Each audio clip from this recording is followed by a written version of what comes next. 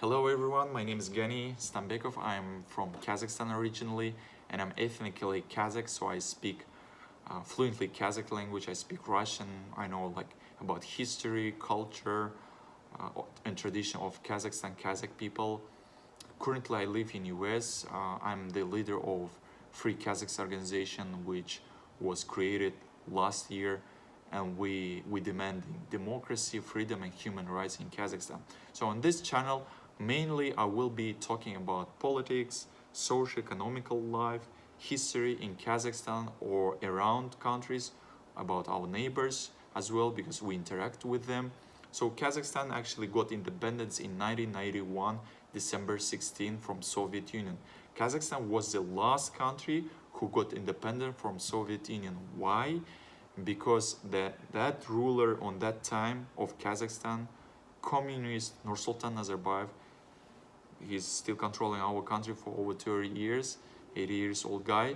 On that time he was ruling of Kazakhstan, ruler, and he was promised by the president of Soviet Union, Mr. Gorbachev, that he will become prime minister of Soviet Union. So that is the reason Nursultan Nazarbayev, of his own personal ambition and career, he tried to save Soviet Union, not for people, but for his personal ambitions.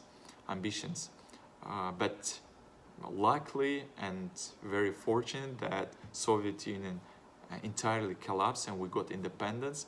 But since that time, Nazarbayev, until now, he's still controlling our country. It's 30 years, so he's the classical version of dictators, and a lot of his family members, his friends, they are in the power in Kazakhstan. As an example I can give you, last year, Nursultan Nazarbayev officially resigned from his position as a president, but he's still officially the head of army of Kazakhstan. He's the head of main political party, Norotan, which controls everything. He also created organization which calls Security Committee, and he head of that committee till his death, forever, lifetime. And that actually committee, according to the law, it's above of the all government of president, so it's above everything. So he controls everything, even he's official, not president. So his daughter Dariga Nazarbayeva, she's actually second person in Kazakhstan nowadays. So there is a President Tokayev puppet, which came to the power last year as official as a president by Nazarbayev, so he chose him. Second person in Kazakhstan is Dariga Nazarbayeva. She's the head of Senate. So according to Constitution of Kazakhstan, if suddenly current President Tokayev will die or resign from his position, the daughter of dictator Dariga Nazarbayeva, she will officially by constitution becomes a president of Kazakhstan. Also in Kazakhstan we have KGB, Russian KGB, and in US it's CIA, I guess. So one of the head of that committee is a nephew of Nazarbayev, Samad Abish. Also we have bunch of other his relatives and friends who is in the power in Kazakhstan. So there is elites, they started fighting with each other to get the power after death of dictator. So kind of this war started in Kazakhstan. Maybe it's not that visible, but still there is going on something. So as I said, Kazakhstan is 9th largest country in the world, is among 6th richest country by natural resources. So as an example, I would say Kazakhstan is #1 country in the world by amount of producing uranium. It's very expensive mineral, metal. So also in Kazakhstan we have nowadays, unfortunately, big influence of Russian Empire, Russian Federation and Chinese Communist Party. So in Kazakhstan we have 7 Russian military bases and polygons. To be honest, I couldn't find exact numbers of that military bases of Russia in Kazakhstan. Somewhere it's written 3, somewhere it's written 7. It's hard to find exact information because our government, unfortunately, hiding all information or some like between governments agreements, so it's hard. So let's say we take the number 7. So Russia, so as you know, when you have foreign military bases in your country, and especially from authoritarian regime as a Russia, it's direct threat to sovereignty and independence of Kazakhstan. And Russia also uses a lot of chemicals like heptil on launching of their rockets. You know that in Kazakhstan we have first and largest cosmodrome where like rocket launches to space, flies to the space, and actually first human flew to space was from Kazakhstan, from Baikonur Cosmodrome in 1961. So Russia still uses this cosmodrome and uses a lot of chemicals, as I said, dangerous chemical heptil, to launch their rockets. As I know that heptil is very dangerous, but it's cheap, like to use to launch rockets. So I also was reading that 1 cup of heptil chemical, if it will drop to the ground, it will like toxicate 1 meter wide and 1 meter in depth of the land. So it's very dangerous chemical. And also a lot of local people who live around of Baikonur Cosmodrome launching like rockets, a lot of people got cancers because of this dangerous chemical heptil, because it's like, you know, when it launches, that it spreads, like I think it spreads about 500 tons of heptil in the air. So it's, you know, it's go everywhere. So like this.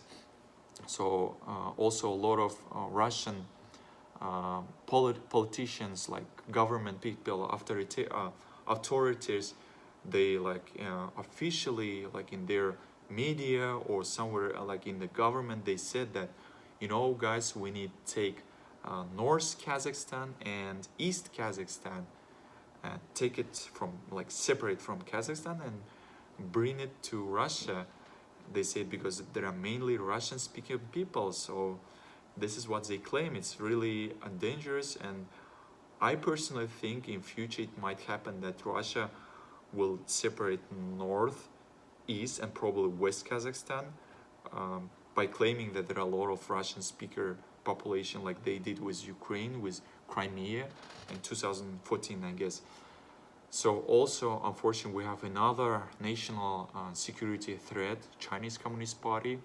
So China actually invest to Kazakhstan 50 billion, and they give 13 billion loans to Kazakh government. As you know, like in all dictatorship country, all that money, like investments, loans, it doesn't go direct to the people or to improving their life, but it goes to their pockets. So it's like we have high degree of corruption, so we don't see this money. But the government, because they took so many loans, they cannot pay back. They have to pay back in some different ways. For example, like bringing Chinese citizens to Kazakhstan illegally, giving them citizenship or residentship. So a lot of Chinese coming to Kazakhstan, a lot of like going illegally, crossing, buying Kazakh passport. Also, last year, unfortunately, in some Kazakh schools, they started officially learning Chinese language in the school. So also in Kazakhstan, we started getting a lot of like Chinese cultural exhibition. Some like we can see clearly that China is making expansion in Kazakhstan financially, culturally, using their language, etc. Yeah. So also last year in capital city of Kazakhstan, Astana, nowadays it's called after name of dictator Nazarbayev, Nur-Sultan city. So in the capital, last year they implemented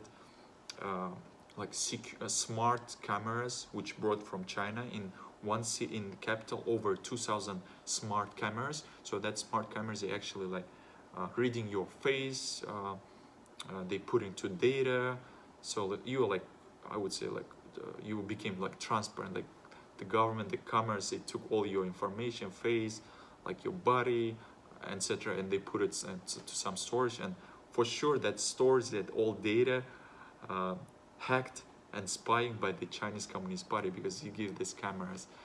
Also, I was reading recently that Chinese Communist Party offered giving for free supercomputer to Kazakh government, and that supercomputer will be using by our government. A lot of like data, government information will go through that supercomputer, and for sure Chinese Communist Party will use that supercomputer to get a lot of information from citizen of Kazakhstan and from government of Kazakhstan, unfortunately.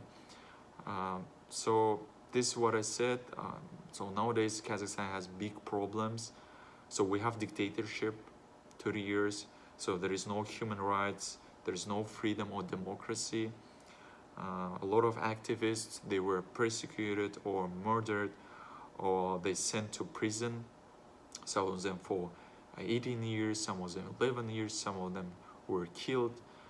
Also we have another, as I said, national threat is Russian Federation and Chinese Communist Party. So I'm as a citizen, as a patriot of Kazakhstan, I'm really worried about future of my homeland.